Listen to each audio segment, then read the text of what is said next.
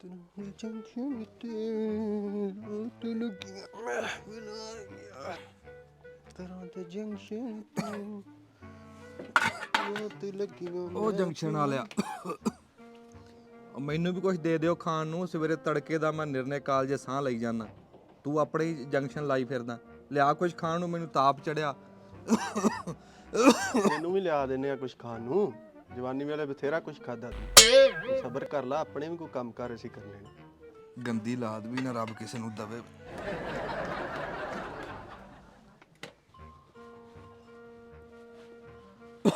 ਅੱਬਾ ਉੱਠ ਤਾਂ ਯਾਰ, ਮੈਂ ਟਰੈਕਟਰ ਕਰਨਾ ਸਾਈਡ ਤੇ ਮੰਜੀ ਥੋੜੀ ਕਰ ਲਾ, ਮੈਂ ਜਾਣਾ ਜਰਾ ਅੱਬਾ। ਤੇ ਮੈਨੂੰ ਤਾਂ ਕੁਝ ਖਾਣ ਨੂੰ ਦੇ ਦਿਓ। ਮੰਨਿਆ ਗਲਤੀ ਹੋ ਗਈ ਤੁਹਾਨੂੰ ਜੰਮ ਕੇ। ਉਹ ਨਿੱਕਾ ਆਇਆ, ਉਹ ਵੀ ਮੂੰਹ ਵੱਟ ਕੇ ਮੈਂ ਕਹਿੰਦਾ ਉਹਨੂੰ ਦੇ ਕੇ ਜਾਂਦਾ ਤੈਨੂੰ। ਮੈਂ ਕਹਿੰਦਾ ਖਾਲੀ ਇੱਥੇ, ਮੈਂ ਕਹਿੰਦਾ ਉਹਨੂੰ ਦੇ ਕੇ ਜਾਂਦਾ ਤੈਨੂੰ। ਇੱਥੇ ਕਿੱਥੇ ਰੋਕ ਲਈ ਉਹ ਯਾਰ? ਇਹਨਾਂ ਦਾ ਢਿਲਵਾਂ ਦਾ ਬਾਬਾ ਬਿਮਾਰ ਆ, ਮਹੀਦਾ ਉਹਦਾ ਪਤਾ ਹੀ ਲੈ ਲਈਏ। ਚੱਲ ਪਤਾ ਲੈ ਲੈਣਾ।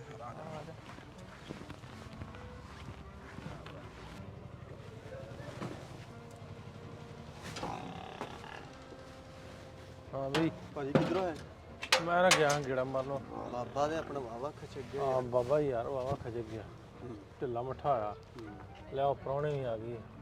ਇਹ ਕੌਣ ਆ ਗਿਆ? ਉਹ ਵਕੀਲ ਸਾਹਿਬ ਹੈ। ਹਾਂਜੀ ਹਾਂਜੀ ਚਲ ਆ ਜਾਓ। ਬਾਬਾ ਵਾਵਾ ਢਿੱਲਾ ਆ ਗਿਆ, ਧਿਆਨ ਰੱਖਿਆ ਕਰ। ਹਾਂਜੀ ਹਾਂਜੀ ਆਮਾ ਲੈ ਕੇ ਆਓ ਜੀ। ਆਓ ਜੀ ਵਕੀਲ ਸਾਹਿਬ, ਕੀ ਹਾਲ ਚਾਲ ਹੈ? ਹੋਰ ਮੁਖੀ ਸਾਹਿਬ। ਆ ਬੋ ਹਾਂਜੀ ਵਕੀਲ ਸਾਹਿਬ ਆਓ।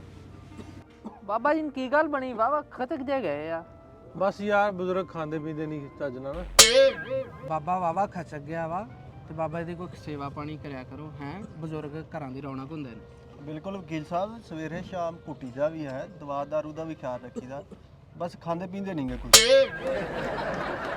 ਚੰਗਾ ਬਾਬਾ ਜੀ, ਅਸੀਂ ਚੱਲਦੇ ਹਾਂ ਫਿਰ। ਆਪਣਾ ਖਾਣ ਪੀਣ ਦਾ ਨਾ ਖਿਆਲ ਰੱਖਿਆ ਕਰੋ। ਬਹਿ ਜਾ ਚਾਹ ਪੀ। ਨਹੀਂ ਐਸੀ ਨਾ ਚੈਂਬਰ ਜਾਣਾ ਜ਼ਰਾ ਜ਼ਰੂਰੀ ਕੰਮ। ਚਲੋ ਠੀਕ। ਅੱਲਾ ਦੇ ਵੱਲ। ਅੱਲਾ ਬਾਈ ਅੱਬਾ ਵਾਵਾ ਖਿੱਚ ਗਿਆ ਤੇ ਬੰਦੇ ਪਤਾ ਕਰਨ ਬਹੁਤ ਆਉਂਦੇ ਆ ਤੇ ਦਵਾ ਦਾਰੂ ਦਵਾਸ ਬਾਬੇ ਨੂੰ।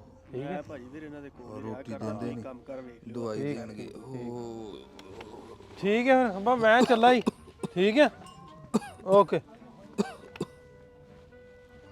ਉਹ ਕੋਟਲਾ ਮਰੇ ਹੱਥ ਹਲਾਲਾ ਕਿਉਂ ਮਗਰੋਂ ਲਾਣ ਨੂੰ ਫਿਰਦੇ ਤੁਸੀਂ ਪਿਓ ਨੂੰ? ਆ ਮੋਬਾਈਲ ਰੱਖ ਪਾਸੇ, ਆਨਲਾਈਨ ਘੁੱਟਦਾ ਮੈਂ। अस्सलाम वालेकुम। अस्सलाम वालेकुम बुजुर्गो।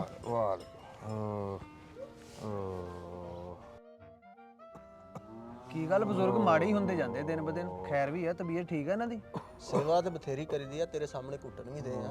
ਬਸ ਬਾਬਾ ਖਾਂਦਾ ਪੀਂਦਾ ਹੀ ਨਹੀਂ ਕੁਛ। ਖਾਂਦਾ ਕੁਛ ਨਹੀਂ ਤਾਂ ਦਿੱਤਾ ਕੀ ਸਵੇਰ ਦਾ ਹੈ?